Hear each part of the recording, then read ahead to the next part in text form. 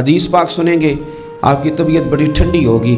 میرے نبی پاک صلی اللہ تعالیٰ علیہ وسلم ارشاد فرماتے ہیں کہ جو بندہ سوال سے بچنا چاہے گا، ارادہ کرے گا اللہ میں نے کسی سے نہیں مانگنا، فرمایا جو سوال سے بچنا چاہے گا رب اسے سوال سے بچا لے گا، اور جو لوگوں سے بے نیاز ہونا چاہے گا کہے گا یا اللہ مجھے دنیا داروں کا محتاج نہ بناؤ، اپنی بارگاہ سے عطا فرما۔ جو لوگوں سے بے نیاز ہونا چاہے گا اللہ لوگوں سے بے نیاز کر دے گا، اور فرمایا جو صبر کا ارادہ کرے گا اللہ اسے صبر کی توفیق بھی عطا فرما دے گا۔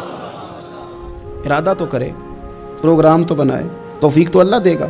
جو صبر کا ارادہ کرے گا اللہ صبر کی توفیق بھی عطا کر دے گا۔ اور حضور صلی اللہ تعالیٰ علیہ وسلم فرمانے لگے یاد رکھو کسی بندے کو جو بہترین تحفہ دیا گیا ہے نا، اگر کسی کو کوئی بہترین عطیہ ملا ہے تو پھر اللہ تعالیٰ نے اسے صبر عطا فرمایا ہے۔ یہ بہترین تحفہ ہے، اس سے زندگی سنور جاتی ہے، اس سے انسان باوقار اور مطمئن ہو جاتا ہے۔